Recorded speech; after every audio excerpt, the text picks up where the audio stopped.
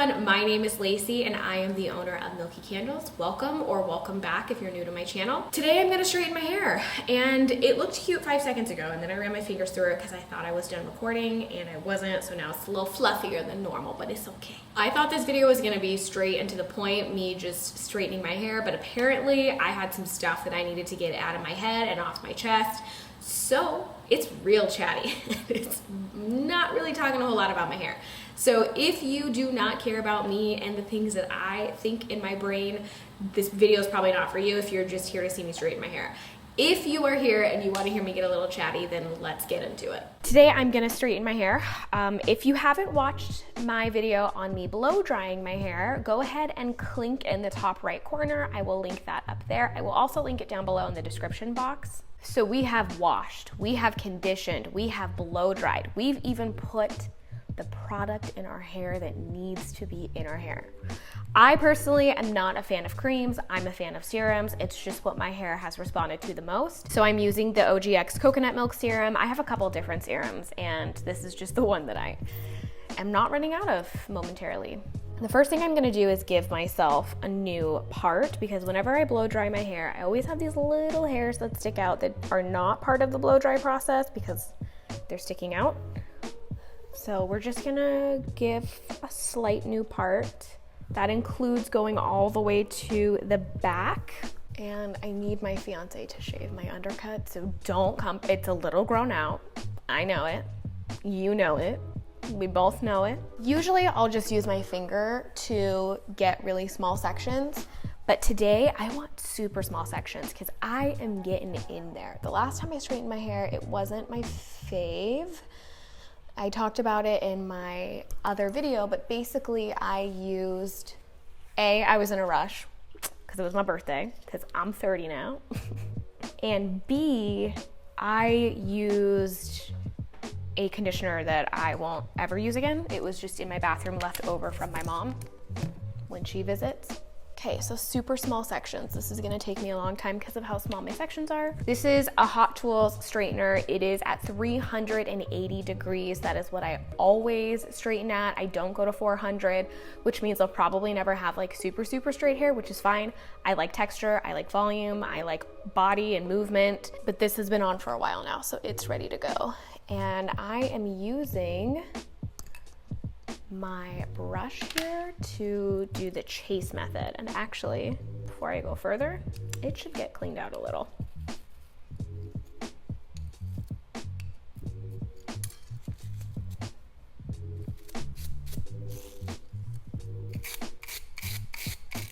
Something that's really important about straightening your hair is making sure that your iron is clean.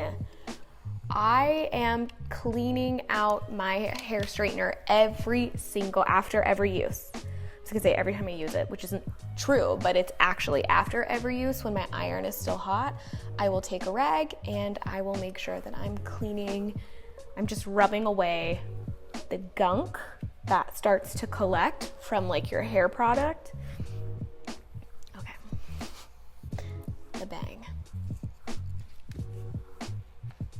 Because that's the fastest way, aside from having your temperature too high, that is the fastest way to burn your hair. So clean it up. Your hair will thank you. I'm straightening my hair again. I just straightened it 2 weeks ago for my birthday because I was channeling my inner Aaliyah for my Y2K party. It didn't turn out how I wanted it to because of that conditioner, but it's fine. But I'm straightening it again because I have been so busy, you guys, and whenever I wear my hair in any other curly state, well, any other curly style in its curly state, I have to redo it. So I gotta wet my hair twice a week. And I have not been having time for that right now. We are in full swing of being a teacher again. We are running our own business. We're trying to run a YouTube channel at the same time, trying to be a fiance and all the other things in life. And I just don't have the hours in the day. So This means I don't have to do my hair as much, which I love. Now, I can stretch my curly hair for a week. I can. Anything is possible.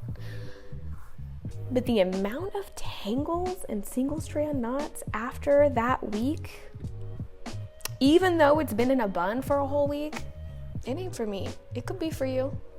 It ain't for me though. Okay, I need to have smaller sections and I need to go slower.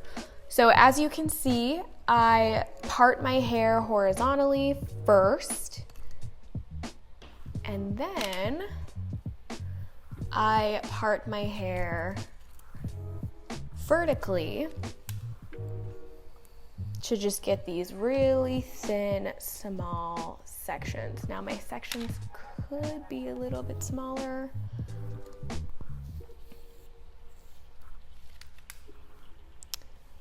I like to have them really thin so that I make sure that I'm not just small, but like thin. That's why I'm using this rat's tail comb to go through and make sure that the horizontal parts are really, really thin.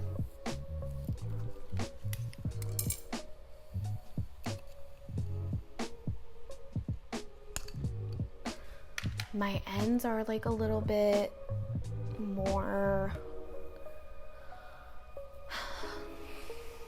tangled than I am used to and B would like. My hair is just not agreeing with me lately. Also, something that I've noticed is I don't play around with my edges as much when my hair is straightened. That's because they don't get all like fuzzy like they do when my hair is curly. I'm just someone who cares about their edges just the same way I care about my eyebrows. I like my edges to look nice. I like my eyebrows to look nice. Those are the focal points, okay? So I've noticed that I actually don't play with my edges as much when my hair is straight, which means I still have lint in this from when I just cleaned out my brush. Which means that I actually don't put as much product on my edges, which means my edges don't break out. We're seeing a whole lot of relationships here. What are the correlations? Let's find them. Something that I want to do is bump my ends, but I am not a fan of doing more than one pass. Like, if I mess up a pass, it's above me. We're moving on. But I want to bump my ends. But if I bump my ends with heat, like I've bumped my ends, hairdressers have bumped my ends. My hair, when it's straightened, just doesn't do anything else. So I have some knockoff flexi rods here that I got off Amazon a while ago. And I'm gonna play with those, but I might not do it until I fall asleep. So I might just vlog about it instead.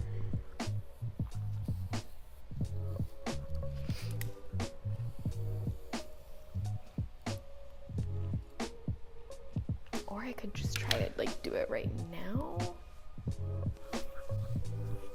I just like more body than this. So for those of you that do not know, I cut my hair a couple of months ago, and this is already, I kind of like screwed up. I lost track of what was what for a second, so I'm just gonna go over that again.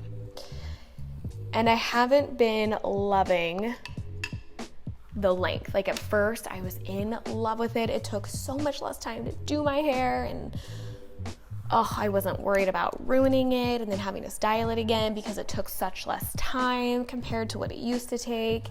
And now I'm in this like, but I miss how it looked when it was longer. And I think a couple of you feel me when I say that because you've kind of gone through the same experience. I mean, my hair is still by all means long, and in fact, I think it's grown a significant amount since I cut it, which is kind of crazy. Or maybe I'm just getting used to it more. But I haven't been loving it curly, and I wanted my hair to be cut all one length. So I went and I got it cut all one length. And if you just don't know me, then this doesn't make sense to you. But if you know me, it makes sense to you. I got it cut all one length to find out I don't like my hair being one length. Guys, I cut layers in my hair to find out that I don't like layers. I feel like I just don't like having hair. Is that it? Is that what's happening here?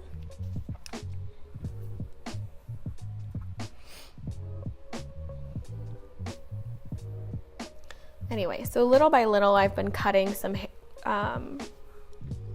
layers in my hair by doing the unicorn cut, which is where you put it here and cut straight across. And then the other day, I grabbed my scissors and kind of played around with some fringe in the front. I just cannot be tamed when it comes to cutting my hair. I just can't, okay? I want what I want, and then I also want what I don't have, and then I don't have what I want, and it's just forever a process. When I was younger, I wanted such long, straight hair. Then I got older and I realized that I wanted long, curly hair, but then that meant having like extremely long, straight hair because, you know, shrinkage. And that just doesn't work for me and my schedule and the amount of time that I'm willing to spend on my hair. So then I cut it. Now I realize I want it back. I can't be tamed. And I also don't want to wear wigs just because I hate having stuff on my head anyway. Like I wear my hair up most of the time, but if it's too tight, like it bothers me. So I'm not really in the business of like experiencing what a wig feels like.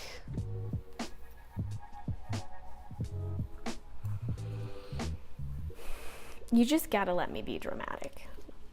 That's pretty much it. You gotta let me hate what I choose to do and love what I want to do and then hate when I do it. And you just gotta let me be. Because it's been me forever. Ask my parents. They know. In all seriousness though, like I just have not had time to do anything with my hair. And I love when I have those nights and I can do this curly or straight, it doesn't really matter because I can always re-wet it the next day. I love those nights where I wash my hair and I don't have to worry about styling it right away and I just put it in 2 braids and I call it a day. Those are my favorite. Does anyone else, I know I posted this on Instagram on my candle account, my business account, and I mentioned how I feel like we're supposed to live every day like it's our last, and we're supposed to do everything we love and only do things that like help us grow or that we enjoy doing, or you know, whatever the sayings are. But like we don't have enough hours in the day to do that. So how are we supposed to live every day to our fullest when we don't have enough hours in the day? Additionally, like we're required to be a part of society where this is deeper than I wanted it to be, but we are committed to the conversation. We are required to, you know, feel the need to buy a house or rent and save until we can buy and start building a family and have mouths to feed and, you know, go to college and get our degrees and then pay student loans and, you know, just the whole thing. Debt is normal, all of that stuff. And that doesn't feel very live every day like it's your last to me. It feels very much like always think of the future, which I don't think is a bad thing, but I just think it very much, I think there's a contradiction there.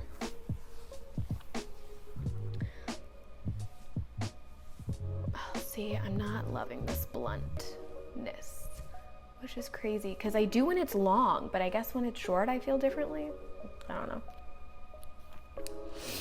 So I've just been kind of stressed out about the whole, like, what is the meaning of life conversation that it's more of a monologue that I'm always having in my head. And, you know, lately, Atocha and I have been saving towards, that's my fiance, by the way. We've been saving towards, like, certain goals. Like, she has we both have debts that we want to pay off, and by all means, they're not ginormous or anything like that, but it still takes a long time to pay it off. We have our mortgage that we want to pay off before we invest in another piece of property that would be considered like a vacation property that we would, rent out, or Airbnb, or we haven't decided which one because we think Airbnb in the long run would bring us in more money. However, I personally feel like renting out a home, I've done it before, I know the process, and it feels more, it feels safer. It feels like the money would be more consistent. And then,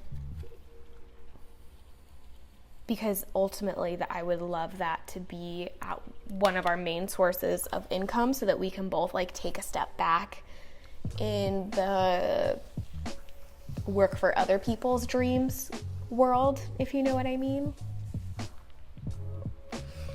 I know I've talked about how I won't be a teacher forever, and even right now, like being a teacher, it's difficult to save because I think about how much I'm doing and how much I'm being compensated for, and I'm like, yo, I can't really save that much money right now. It's just not a possibility, but I have great health insurance, and what does that look like if I have a different job? I don't know. Anyway, we both have sort of been in this, like, what are our goals in the future, and what is it going to take to accomplish those goals?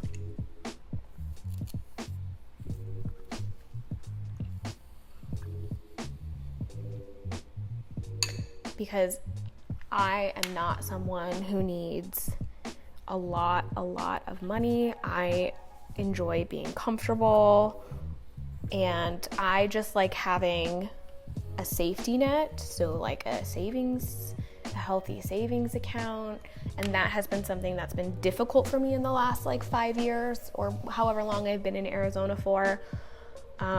It would have been easier in Washington when I owned my home and wasn't paying a mortgage. That's a whole different situation. But yet I was incredibly depressed living in Washington because of the gray weather. But sometimes I get depressed here because my family doesn't live here. It's just always, I don't know how we got here in this conversation. This is going to be a chatty video, so just gonna put that in the title.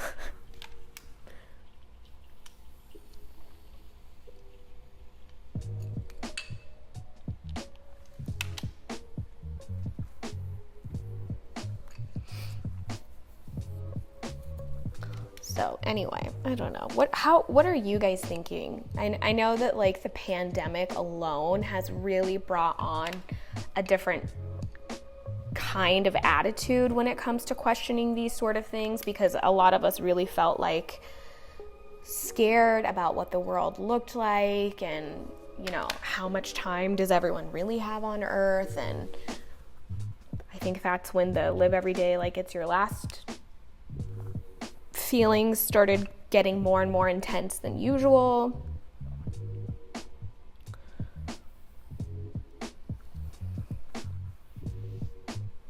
I don't know. I just always want to be financially responsible and literate. Like lately we've been talking a little bit more about investing our money, but like I have no idea what that even looks like. I have no clue about investments. Like if I were to invest in stocks. And then even just talking about like what the definition of investment is on its own, it means that you should be getting something back from it, not like, I don't know. Like I was on the phone with T-Mobile not too long ago, and I took away I paid off my iPhone, and I took off the protection plan because I'm paying like $18 a month to protect my phone, and I'm like, that's ridiculous. I get it. If you want to do it. Go for it. I don't think that it's a dumb idea. I do think though, with where I'm at with money, if I break my phone, it could take me, I don't know how many years to get a new phone anyway. Basically, I'm paying like over $200 a year to insure my phone that I might upgrade to in the next year and a half or 2 years anyway. And I prefer to pay out my phones in as much cash as possible and have small payments. But anyway, I forgot what I was saying. Oh, and I just was like, I am not paying that much money for it. And the woman on the phone was like, we just want everyone to make sure that they're protecting their investments. And I wanted to be like, this isn't an investment. This is a piece of luxury. An investment means that I would be gaining something back from it. And it's not, I'm not getting anything back from it. I mean, I guess if you think about people who film with their phones, people who use their phones for work-related stuff, I guess it could be considered an investment. But unless I'm trading it in for something better and getting more money off of it, it's not an investment, lady. So even just the way that we use these words. And she was nice. I wasn't rude to her. I didn't really correct her, but because I'm sure she's been taught to say that. But I'm just like, I don't know, the language of it all. You guys, one of my coworkers just texted me, and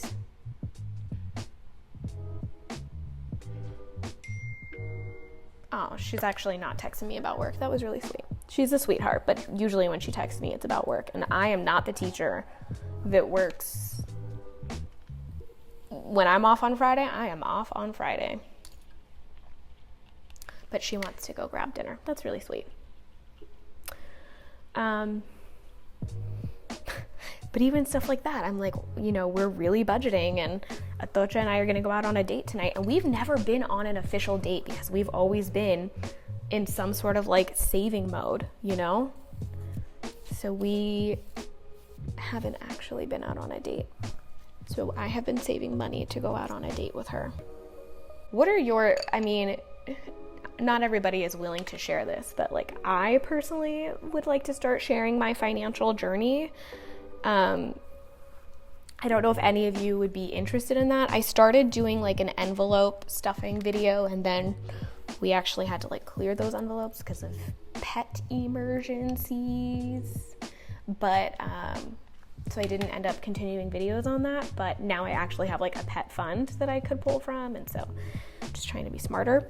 So let me know if you would like to see those kinds of videos, how like I or we manage our finances. And I would need to ask Atocha if she'd be okay with being forward with what her income is and how much money we put aside and whatnot. But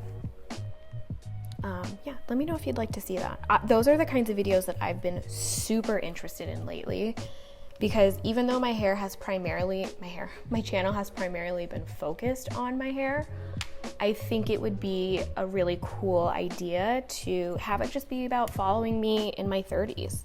You know, it used to be my 20s, and now I'm in my 30s. Okay. There's a lot happening here. Like, my hair's really thick. I'm gonna take a little bit more of that serum.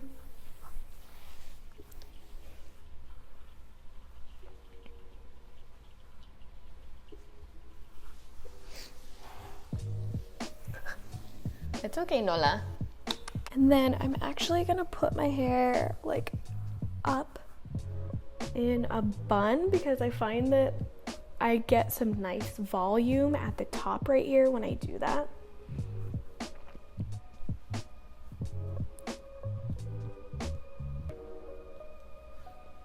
I'm gonna squeeze this little bun as much as I can. Other side. This side is always harder for me to use this, so I'm just gonna use my finger.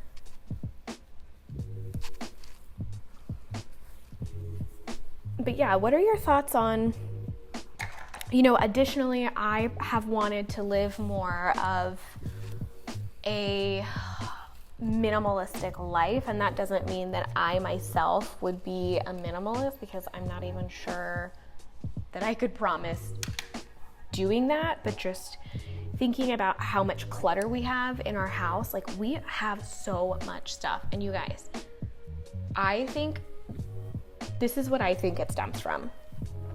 So we both come from families that were either in like middle or lower class. Like, I would say that I definitely grew up having all of the necessities that I need, like clean water, fresh food. I don't know how much of my parents' information or how much of the information I want to give that could like make my parents feel some type of way, but we both did not come from wealth as far as like that higher tax bracket. Something about being able to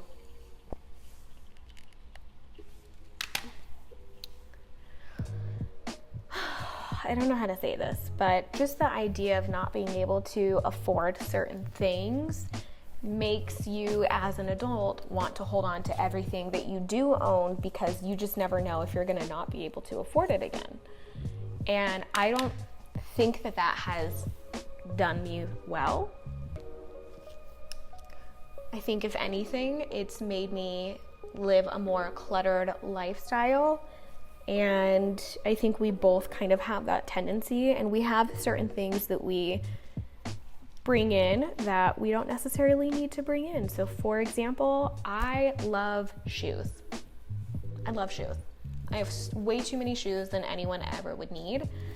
And I have shoes that I don't wear anymore because they're run down or because they're just not the first ones I reach for anymore. And somebody else could most certainly use those shoes.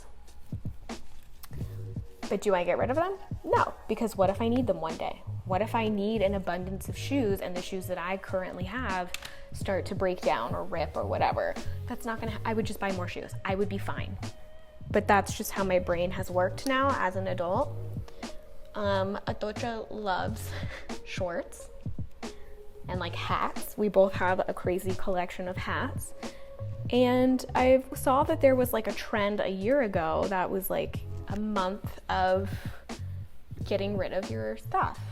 So on the first day of the month, you get rid of one thing. On the second day of the month, you get rid of two things. And when I first told my fiance about it, she was like, that's fun. I won't be doing that, but I will watch you, I'll root from you from the sidelines. And I was like, no, we're both going to do it. That's the point. We live in the same household. We both need to do it.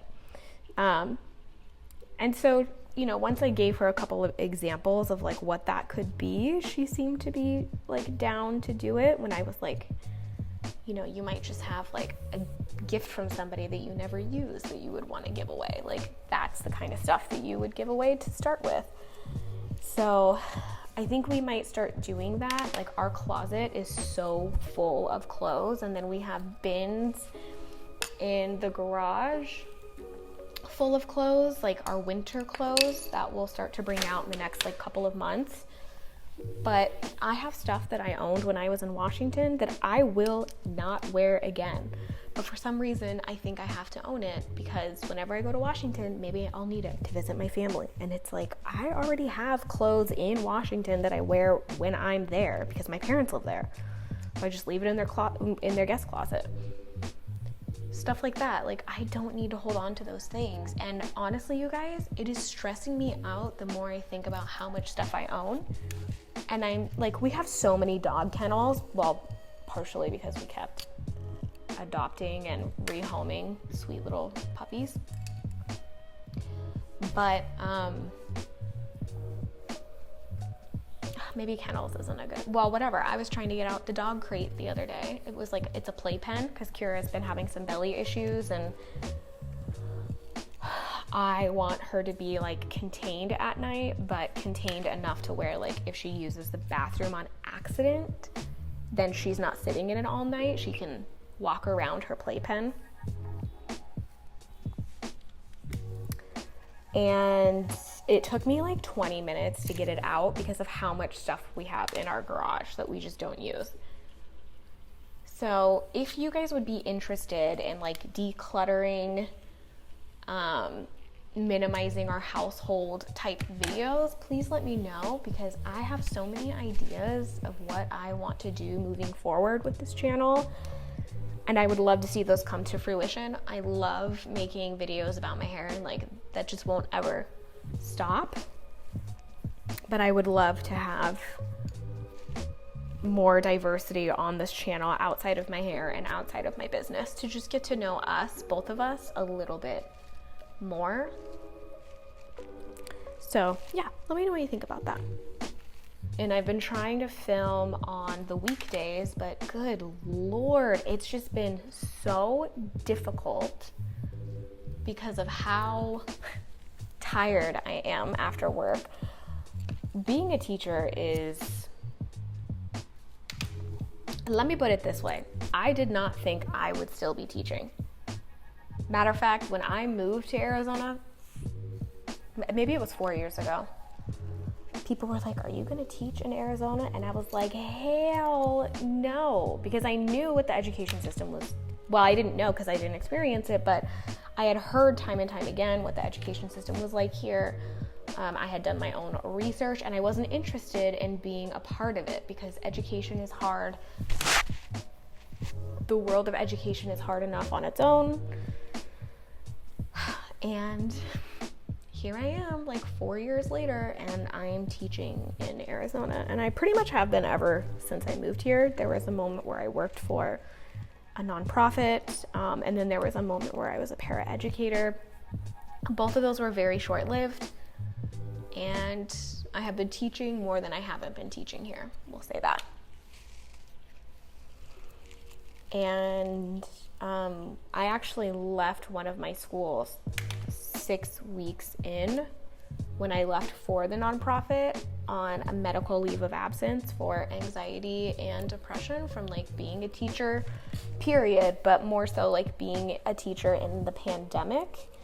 And I thought that some of these feelings would be temporary, or that I thought I needed to get out of education right then and there, which honestly I did, or I wasn't gonna make it. Then I went to this nonprofit and I was like, ew, I don't know if this is how all nonprofits are ran, but this CEO is nuts. So then I left. And I became a paraeducator for minimum wage, and I'm still paying for that because that's how I pretty much racked up a bunch of credit, was because I was making about $600 a month. So I got paid twice.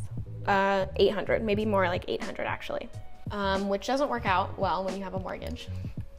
So I knew, I was like, maybe I will go back into teaching, even though I knew that my heart wasn't necessarily in it. I took over a class where the teacher went bye-bye for reasons that I will not discuss on camera, but she's gone. And so I took over that class the last 6 weeks, and it ended so well. I was like, ooh, I'm gonna do it again. You know, I'm gonna teach next year. I'm gonna apply for the position that they have open next year now that it's vacant. And I'm gonna teach again. And I just fell back into this hole that I'm in. I mean, what's nice is my boundaries. I'm so much better at creating boundaries now as a teacher, but it doesn't mean I want to be in that position for very long. So I just have a lot of, thinking to do, and I feel like I've been sitting under a gray cloud of what do you want to do with your life and what is your life going to look like? And I feel like it's emphasized more now that I'm 30, even though I told myself that I wasn't going to do that when I turned 30. I'm doing it anyway. I'm overthinking where I'm at in life. And I feel that it's coming to an end soon, this gray cloud of questioning, and I'm excited to take you guys on that journey, whatever that journey looks like. And I feel like right now we have such a big boom of entrepreneurship, and as a teacher point of view, I am seeing that have a major effect in the classroom. We have students who are already making a good amount of money without going to college, and they're like sophomores and seniors and juniors in high school. We have students who don't see the value in education because they don't plan on going to college because nobody in their family did, but it's okay because they are gonna be a YouTuber, or like a gamer, or what have you. And so we've pushed this idea of entrepreneurship so hard, or that they've absorbed it so hard, that if the value of public education, or education in general, wasn't already low from a student perspective, it's lower now than it's ever been, in my opinion. And I think that's why there's so many like behavioral issues that we're experiencing, again, now more than ever. We could get into parenting and all that kind of stuff, but I'm not trying to get, because at the end of the day, I don't know what it's like to be a parent, but I do know what it's like to be a teacher. There's a lot of different challenges now than what we've seen before, and it's making teaching harder than it's ever been, especially when you include the lack of resources, the lack of pay, people leaving, and those roles being collapsed but onto other teachers. It's just a lot. It's a lot of, we've got to know so much stuff as educators. And I've heard this term quietly quitting so many times. But that term is just so interesting to me because what it expresses, in my opinion, is just setting boundaries within what you're contracted to do. And we've created this culture of going so above and beyond in every job simply just because you want to. You want to be a team player, you want to, whatever the company or system is telling you to be. That when you don't do that, you look like such a bad person. Like, how could you not want to do that? Because I have boundaries, and at the end of the day, like, as much as I love what I do, it's still a job, and I still have a family I need to go take care of, or just myself, not even having a family to go take care of. So this term of quietly quitting is very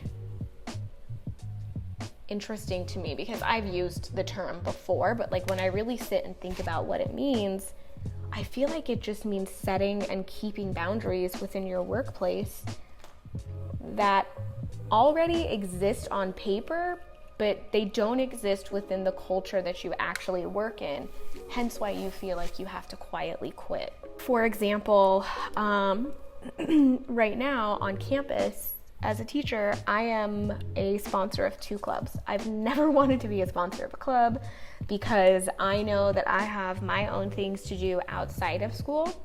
So when I worked in a different district, that was required after school, but now it's just required during lunch. So I can do lunch. That's fine. I don't want to commit to after school because, I've got packages I need to take to the post office. I've got orders I need to fulfill. I've got dinner I need to cook. I've got my own personal time that I need to spend with myself. I got to spend time with my fiance, so on and so forth. The list goes on, you guys. But if you don't sponsor a club, you're not really looked at as like a team player. And I feel like this kind of goes with every school. I'm not talking about my specific location because you should want to help the kids, right? You should want to be invested in their lives. You should want to be their cheerleader. And it's like, well, yes, I want to, but I also am a teacher. And I feel like I do that all day, every day, regardless. So we put these extra things on teachers that make us feel sort of like the community depends on it. And there's a lot of like pathos wrapped up in that. and just feeling like, are you doing enough? And you're emotionally attached anyway, so go ahead and go the extra mile. And it's just a lot. And so if we had people that we could share that workload with, or that kind of like community responsibility with, and this is just, again, one example, I feel like teaching could feel so much more like teaching.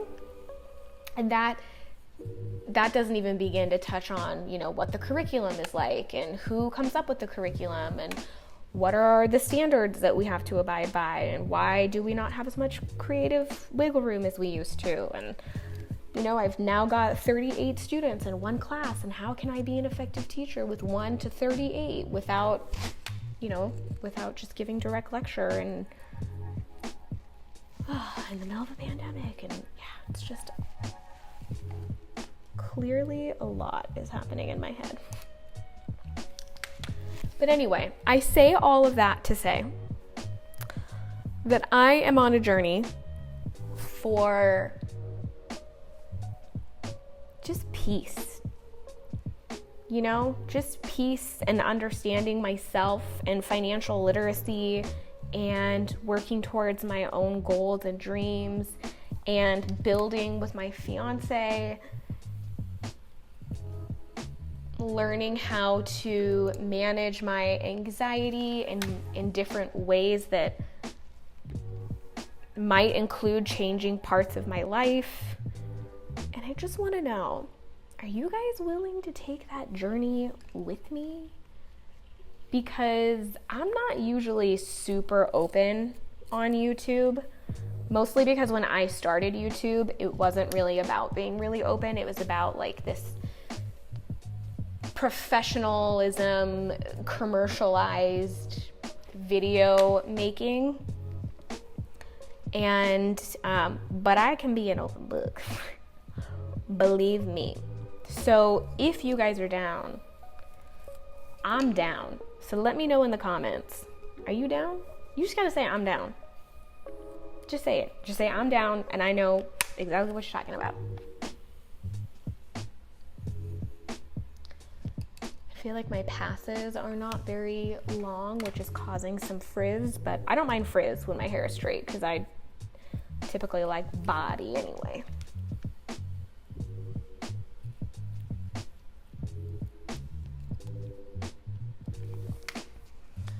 I cannot believe how long this video was. I thought I was just gonna be like straight to the point, straightening my hair. I didn't think I was gonna have a whole ass therapy session with you, but thank you, because I reached out to my therapist and the office told me I was taken off his caseload because I haven't been there in so long. And then they gave me resources for some other therapist, some different locations, because all of their therapists have full caseloads. And I was like, you know what? I don't feel like starting over right now. I just don't. I miss my therapist. I like him. So I'll either wait for him or I'm not going to be in therapy for a little bit. And that's not to put the pressure on him. It's just because I genuinely don't want to start over. And I feel like I know what I'm going to therapy for at this point, in this exact moment, and I'm almost looking for validation for what I need. So maybe this is my sign that I don't need validation. I just need to make a decision for myself that's healthy for me and my fiance. Okay, I'm gonna keep my hair in these cute little teeny tiny buns for a little bit, and then I'll come back. Thanks for listening. Thank you guys so much for watching this video. Thank you for being my unintentional therapist for this video. And don't forget to hit the like button and subscribe if you felt like this video was helpful or entertaining or whatever it may be. I love you guys even if you don't love me back, and I will see you in my next video.